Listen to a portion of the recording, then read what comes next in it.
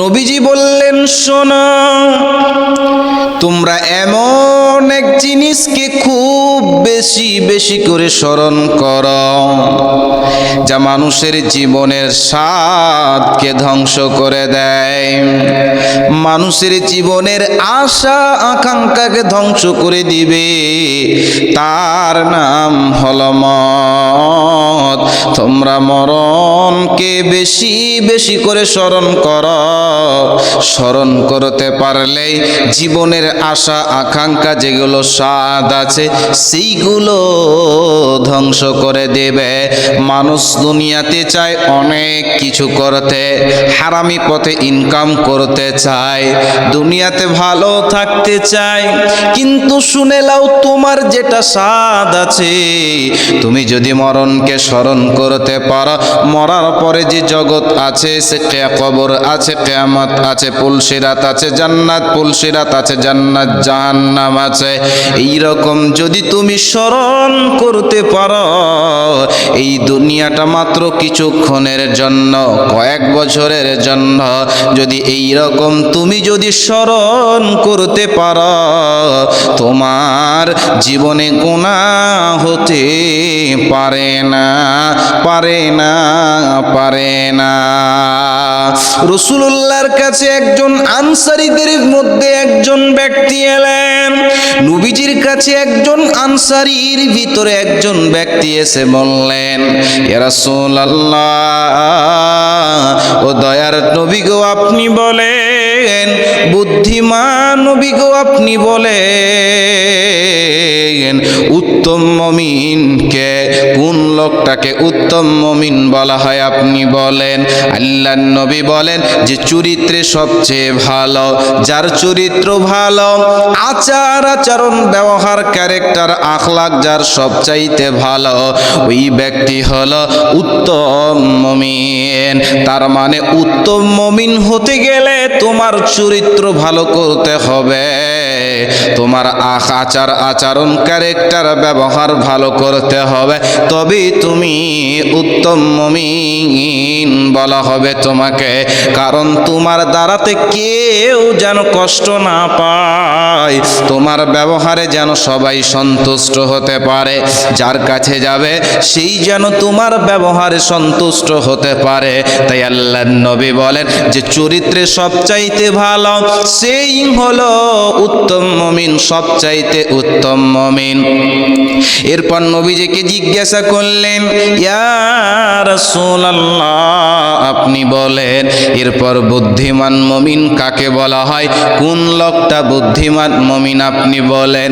নবীজি বললেন, শুনে লাও, যেই ব্যক্তি বেশি বেশি করে মরণকে স্মরণ করবে, মওতকে স্মরণ করবে, বেশি বেশি করে মরণকে স্মরণ করবে, আর মরার পরের জিন্দেগির জন্য যে ব্যক্তি প্রস্তুতি গ্রহণ করে নিতে পারবে, মরার পরে যে জায়গাগুলো আছে নিজেকে প্রস্তুতি গ্রহণ করে নিতে পারবে, ওই ব্যক্তির মতন চালাক পৃথিবীতে কেউ হতে পারে না, পারে না, পারে না।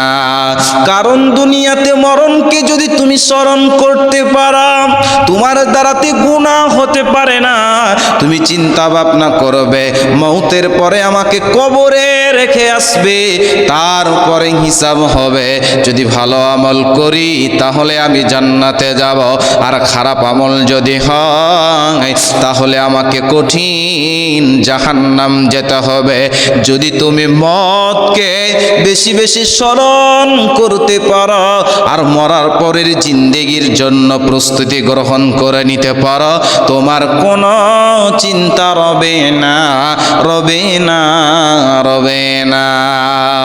ঘটনা শুনেলেন হযরতে উসমান, ইনি যখন কবরের কাছে যেতেন, অঝোর নয়নে কান্না করতেন, চোখ দিয়ে আপনার কিনা জল বয়ে বয়ে পড়তো, অশ্রু বয়ে বয়ে পড়তো, দাড়িগুলো ভেজে যেত। নবীর জামাই উসমানকে রসুলের সাহাবীরা বললেন, শোনো ও রসুলের জামাই উসমান, তুমি বলো কবরের কাছে এসে এত বেশি কান্না করো কেন? কেন কবরের কাছে আসলে এত বেশি কান্না করো? জাহান্নামের কথা শোনো, পুলসিরাতের কথা শোনো, এত বেশি তুমি কান্না করো না যতটা কবরে এসে কান্না করো। কারণ কি, কেন তুমি কান্না করো বলো? নবীর জামাই উসমান বলেন, ও রসুলের সাহাবীরা তোমরা শুনে লাও, নবীজি বলেছেন আপনার কিনা কবর হলো আখিরাতের প্রথম মঞ্জিল। আল্লাহর নবী বলেছেন কবর হলো আখিরাতের প্রথম মঞ্জিল। যেই ব্যক্তিটা কবরে বেঁচে যাবে ওই ব্যক্তিটা সব জায়গায় বেঁচে যাবে, আর যেই ব্যক্তিটা কবর থেকে বাঁচতে পারবে না ওই ব্যক্তি সব জায়গায় ধরা পড়ে যাবে, ওর কোনো উপায় রবে না। নবীর জামাই উসমান বলেন, এটা কবর, একদিন আমাকে যেতে হবে, এই জন্য আমি আল্লাহর ভয়, কবরের ভয়, কবর থেকে কি করে বাঁচব এজন্য আমি বেশি বেশি করে কান্না করে। এরা কেন কেন মরার পরের জায়গা কবরকে নিয়ে চিন্তা ভাবনা করতেন যে সেখানেই বাঁচতে পারলে সব জায়গায় বেঁচে যাব। তাই আল্লাহর নবী বলেন, বুদ্ধিমান মুমিনকে শুনে লাও, যে ব্যক্তি সব চাইতে মরণকে বেশি বেশি স্মরণ করবে আর মরার পরের জিন্দেগির জন্য প্রস্তুতি গ্রহণ করে নিতে পারবে, ওই ব্যক্তিকে বুদ্ধিমান মুমিন বলা হয়।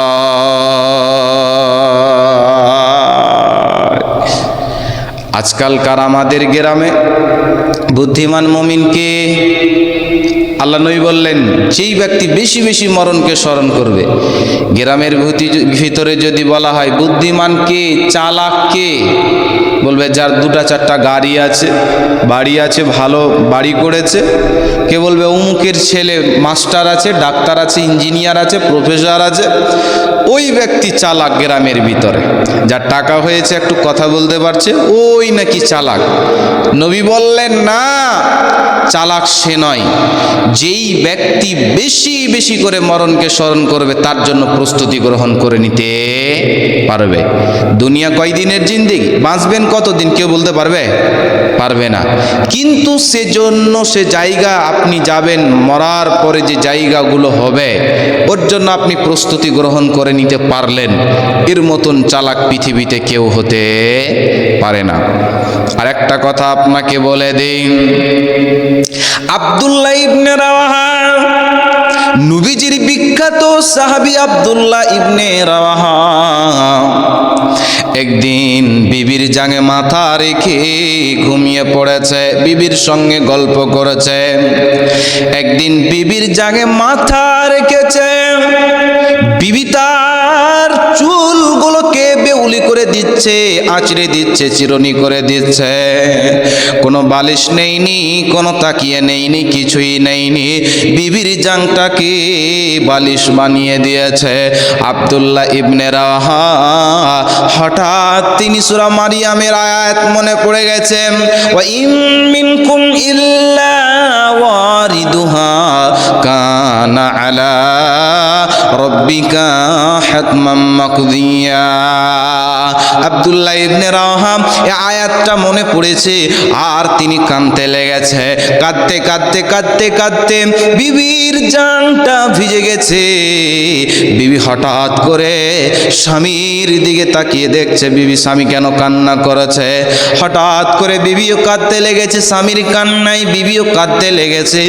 এরপর স্বামী বললেন, আব্দুল্লাহ ইবনে রাওয়াহা বলেন, বিবি রে তুমি শুনে লাও, তুমি কেন কান্না করো? বিবি তুমি বলো কোন কারণে কান্না করো?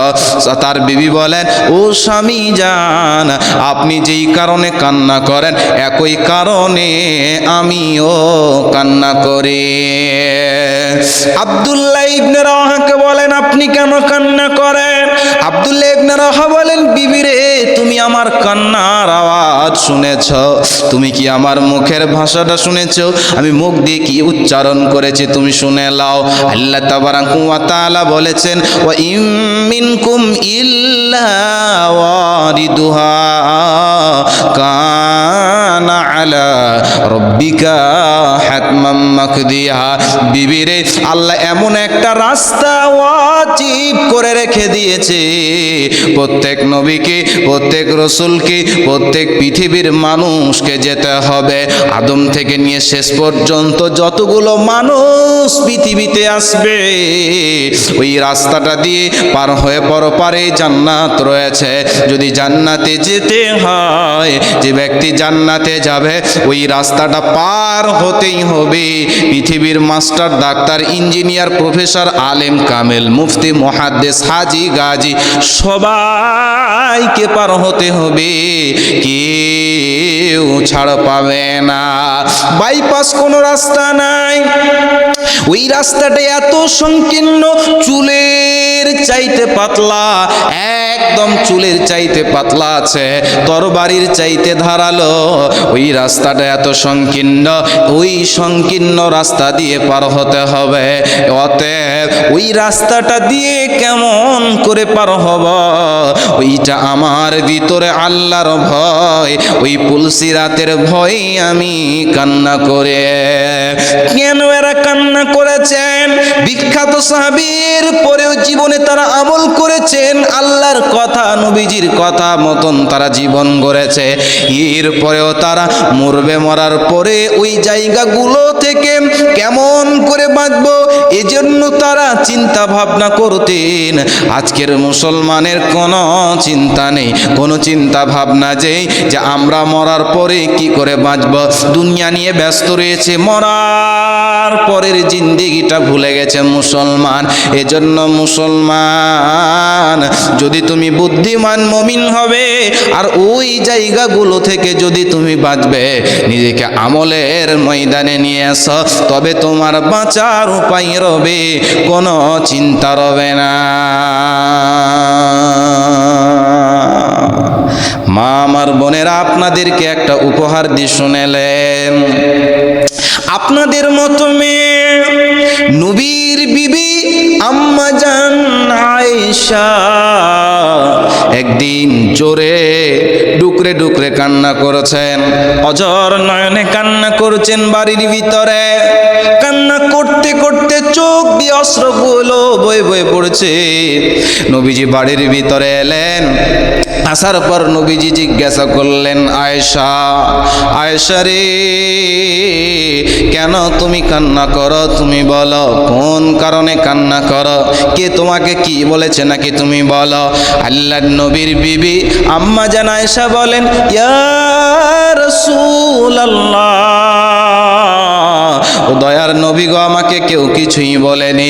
যাকারাতুন নারা ফাবাকাইতু ইয়া রাসূলুল্লাহ, নবী গো, জাহান্নামের কঠিন আযাবের কথা মনে পড়ে গেছে, জাহান্নামের কথা মনে পড়ে গেছে, জাহান্নামের আগুনের কথা মনে পড়ে গেছে।